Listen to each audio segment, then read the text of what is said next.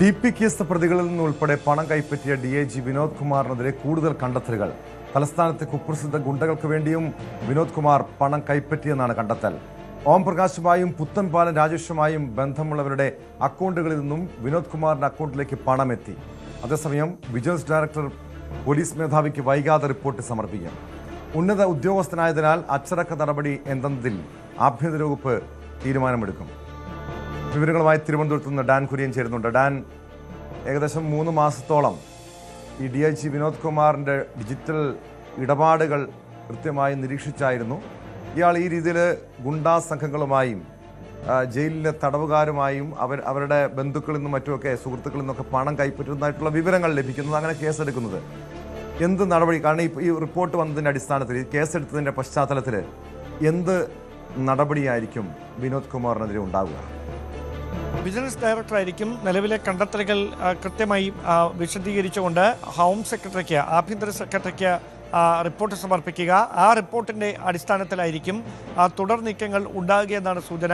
അങ്ങനെയെങ്കിൽ ആദ്യഘട്ട നടപടികളുടെ ഭാഗമായി വകുപ്പ് തല നടപടികളായിരിക്കും ആദ്യം എടുക്കുക. പിന്നീടായിരിക്കും സർവീസുമായി ബന്ധപ്പെട്ട്, അതായത് ഏത് തരത്തിലായിരിക്കും, ഉന്നത ഉദ്യോഗസ്ഥനാണ്, DIG ആണ്, അങ്ങനെ ഒരാൾക്കെതിരെ ഉദ്യോഗസ്ഥർക്ക്, അതായത് മേലുദ്യോഗസ്ഥർക്ക് മാത്രം നടപടികൾ സ്വീകരിക്കാൻ കഴിയില്ല. അവിടെ ആഭ്യന്തര വകുപ്പിൻ്റെ തീരുമാനമാണ് പ്രധാനം. അങ്ങനെയെങ്കിൽ ആഭ്യന്തര വകുപ്പിൻ്റെ ചുമതലയുള്ള മുഖ്യമന്ത്രി തന്നെയായിരിക്കും ഈ വിഷയത്തിൽ നിലപാട് വ്യക്തമാക്കുക.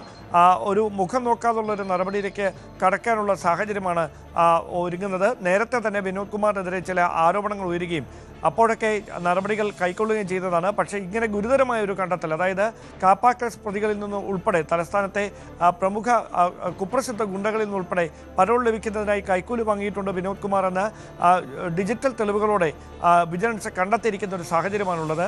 ആ പശ്ചാത്തലത്തിൽ കർശനമായൊരു നടപടി വിനോദ് കുമാറിനെതിരെ ഉണ്ടാകും എന്ന് തന്നെയാണ് പുറത്തുവരുന്ന വിവരങ്ങൾ. വിജിലൻസ് ഡയറക്ടർ ഹോം സെക്രട്ടറിക്ക് സമർപ്പിക്കുന്ന റിപ്പോർട്ടിൻ്റെ അടിസ്ഥാനത്തിലായിരിക്കും ഇതിലെ തുടർ നീക്കങ്ങളെന്നാണ് മനസ്സിലാക്കാൻ കഴിയുന്നത്. പൂജപ്പുരയിലെ വിജിലൻസിൻ്റെ സ്പെഷ്യൽ ഇൻവെസ്റ്റിഗേഷൻ യൂണിറ്റ് 1 ആണ് ഈ കേസുമായി ബന്ധപ്പെട്ട അന്വേഷണം നടത്തുന്നത്. അതേസമയം എത്ര നാളായി വിനോദ് കുമാർ ഇങ്ങനെ ഗൂഗിൾ പേ വഴി പരോൾ ലഭിക്കുന്നതിന് പ്രതികളുടെ ബന്ധുക്കളിൽ നിന്നോ സുഹൃത്തുക്കളിൽ നിന്നോ പണം കൈപ്പറ്റിയിരുന്നു എന്ന കാര്യത്തിൽ ഒരു സംശയം നിലനിൽക്കുന്നുണ്ട്. അതുകൊണ്ട് ഇയാളുടെ സാമ്പത്തിക ഇടപാടുകൾ വിശദമായി പരിശോധനയ്ക്ക് വിധേയമാക്കേണ്ടതുണ്ട് എന്ന നിലപാടിലാണ് വിജിലൻസ്. അതായത് ഏതെങ്കിലും പരാതിയുടെ അടിസ്ഥാനത്തിലാണോ ഇന്റലിജൻസിന്റെ ഭാഗത്തു നിന്ന് നടപടി ഉണ്ടായത്, അതോ ഏതെങ്കിലും സംശയം തോന്നുന്നു? അതായത് പലർക്കും അനധികൃതമായി പരോൾ നൽകുന്നു, ജയിലിൽ തടവുകാർക്ക് സൗകര്യങ്ങൾ, VIP പരിഗണന കിട്ടുന്നു. ഈ ആക്ഷേപങ്ങൾ നേരത്തെ മുതൽ തന്നെ കുറേ നാളുകളായിട്ടുള്ളതാണ്. അങ്ങനെയെങ്കിൽ ഇതുപോലുള്ള ഉന്നതരറിയാതെ, ഈ വിനോദ് കുമാറിനെ പോലുള്ള ഉന്നത പോലീസ് ഉദ്യോഗസ്ഥർ അറിയാതെ എങ്ങനെയാണ് ഇതുപോലെ വഴിവിട്ട ഇടപെടലുകൾ ഉണ്ടാകുന്ന കാര്യത്തിലാണ് ഒരു സംശയം വന്നത്.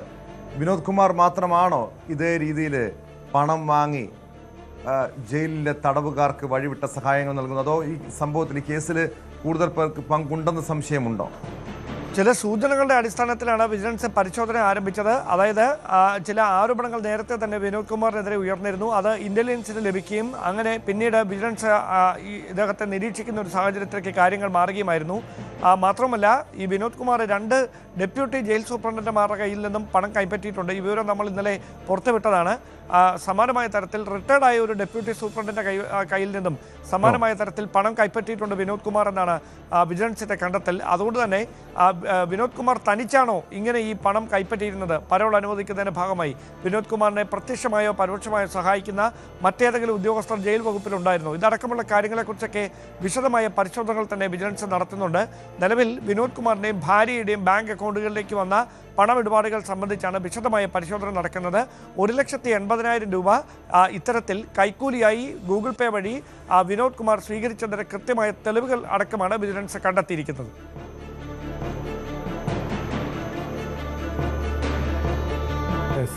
വ്യക്തമാണ്. ഡാൻ കുര്യനാണ് വിവരങ്ങൾ നൽകുന്നത്. മറ്റൊരു വാർത്തയിലേക്കാണ് സ്പോട്ട് ലൈവിൽ പോകുന്നത്. തിരുവനന്തപുരം കല്ലമ്പലത്ത് ബ്ലേഡ് മാഫിയയുടെ ഭീഷണിയെ തുടർന്ന്